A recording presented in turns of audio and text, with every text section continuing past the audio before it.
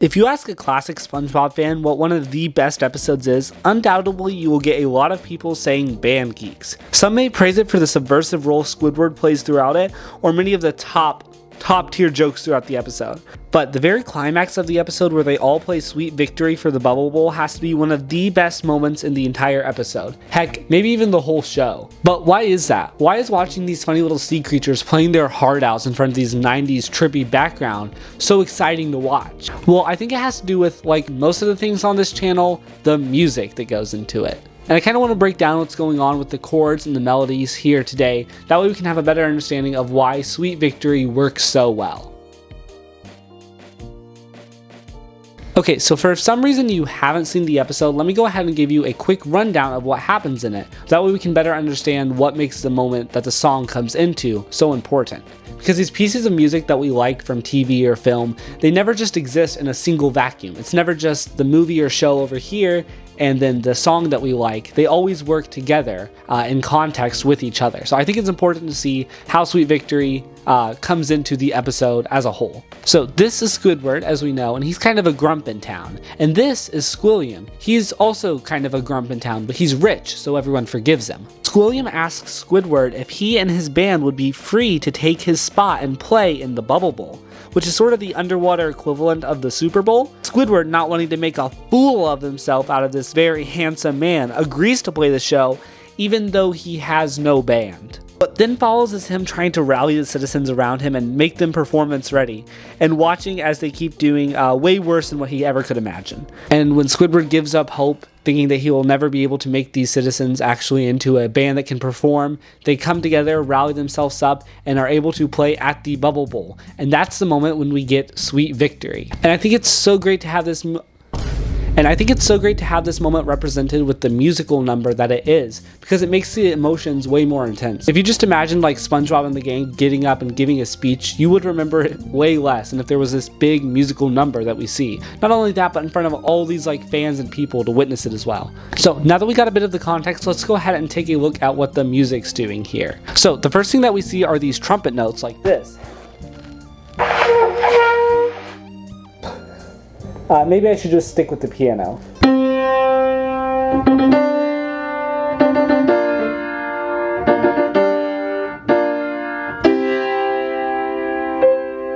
So the first thing that we have with these notes is just a single C ringing out being played by the trumpets.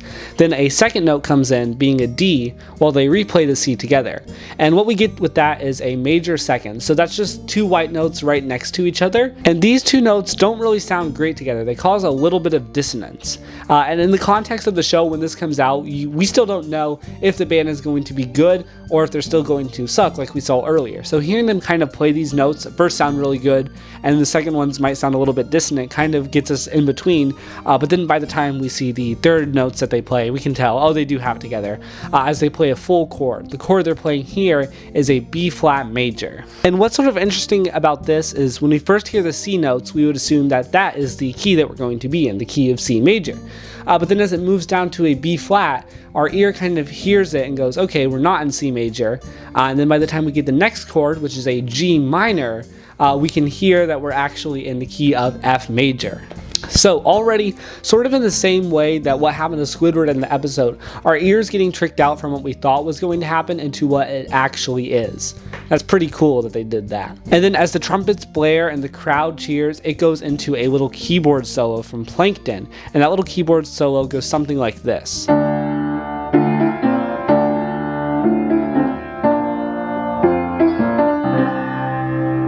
And the chords that we're seeing for this part are a D minor moving from like a B flat into a C. And we're just really reconfirming that we are actually in the key of F major. This works pretty well because it doesn't have too much movement within it, because it doesn't go back to the F, for example. It just all stays pretty close together on the keyboard. And the other thing I like about this part is how it is just the keyboard at this part. The shift from these loud blaring horns to this quiet keyboard really creates a big span of the dynamic range that we have. And honestly, if you're looking to get anything out of this video about the way that Sweet Victory works so well, I think this is probably one of the biggest things that you could take away is using the dynamic range to your fullest ability. So this song, for example, is supposed to sound pretty epic and victorious, right? You would think if you were to do that, you'd want a song that sounds powerful and all this stuff. You'd want to play it loud the whole way through. But having it be quieter at the parts before it gets loud helps you know how much louder the loud parts are. You can kind of think about it like this. If I'm far back from the camera like I am now and then try to get further back just by leaning, that difference doesn't look really that big. But if I got really close to the camera like this and then went far back, you can notice the difference way more in that way. Creating these moments of dynamic contrast really helps bring it all together so that those loud parts feel even more loud and epic without having to just burst your eardrums doing so. And then as the keyboard solo repeats, SpongeBob comes in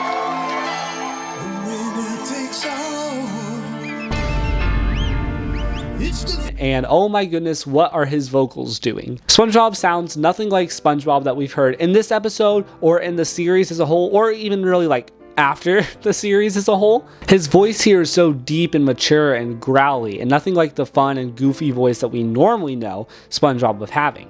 And I think this moment and this specific change really helps tie this moment all together, because you're kind of hearing it from Squidward's perspective of having just being completely blown away by what they're doing. So I got curious if there was a version where they took SpongeBob's original voice and had him sing the Sweet Victory song, and I did find a cover of it, and I'll try and like link it in the description. But oh my goodness, if you listen to that, you can hear that the moment, that like anticipation from hearing the song is completely like lost in a way. By having him doing it, it just sounds like so goofy and unserious. And I think having them have a different vocal person do it really helps bring a new like life into it that they wouldn't get if they just had SpongeBob do it. And as for the melody that SpongeBob sings for this part, it's about the same, just kind of following the same structure that the chords uses. So what do I mean by that? Well, when you have a chord, it usually contains 3 notes, and then they just kind of base the melody off of those same notes that the chord is using. So, for example, the first chord is a D minor, and it has D, F, and A. So they kind of base the melody around the same chord shape, that way it fits together. So then Patrick does a sick drum fill, and the band all comes in together as they start to lead into the second verse, about to go into the chorus. And again, here you can see that it's not at the loudest part, but it did get louder from the first keyboard section that we had, continuing to kind of build up in its dynamics.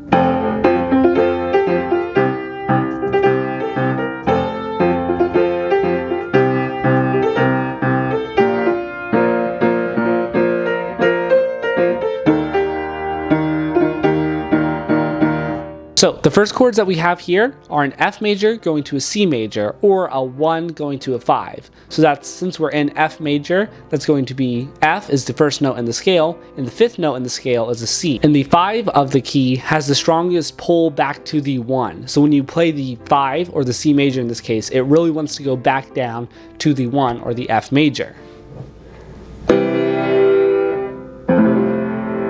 So we're getting these big jumps from the F to the C, and that's creating this big pull and kind of helping us move along. And then it switches up and goes to a B flat chord, which is the 4 of the chord, and then to an E flat major. And this chord is interesting because it's non-diatonic to the key, or it just means it wouldn't naturally show up when you're playing an F major scale. And this chord in particular creates a very bright sound, specifically because it's not from the key, and it helps move the song along as we go into the chorus. Patrick does another sick drum fill, and they finally all come together and sing the Sweet Victory chorus that we all know.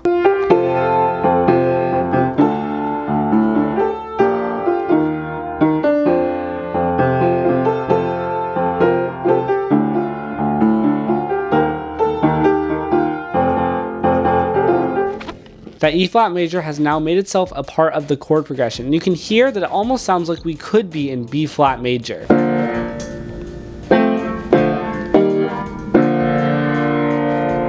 You can almost hear that you're sort of at rest when you're on that B flat major, but not quite, which gives it sort of a nice circular motion. Sorry, that got a little bit hypothetical and weird. Patrick does a sick drum fill after this part, and they go into a gnarly drum solo as Squidward hops up and hits the most iconic pose. And as far as the chords and melody goes, that's about it. So normally for these videos, I like to take a look at the lyrics as well, if the song has any. But for this song, I feel like the lyrics almost don't matter. See, I've always liked this episode, I've watched it a ton, I've listened to the song a ton, and through all those times, I have never like really picked out any of the lyrics, just like one or two here or there, and I feel like that's almost works in the song's favor. Because there's almost a certain magic that comes with not knowing the lyrics that they're singing, like it's almost on a foreign world to like what you're able to understand. The lyrics that you will get are basic victory stuff like rising up, overcoming, things like that. And that's about it for what makes Sweet Victory work so well. I think this works really well within the context of the show, and they use it really well to help like show the point of the episode that they were trying to get across. An interesting little fact about this song I found out is that it wasn't made for the show in particular. It was made by these two other guys. They released it and it didn't do super well until SpongeBob picked it up, and then, well, we know what happened from there. This was actually my second time filming this video, as I completely finished filming it, waited a couple days to get editing onto it, and then figured out that the audio was completely corrupted and sounded like muddled garbage. So that was fun to deal with, but if you like these kind of commentary music breakdowns, I have some other ones up on the channel. You can go check those out, have some fun watching them. But until then, I will see you guys next time, probably, if you watch another one. I don't know.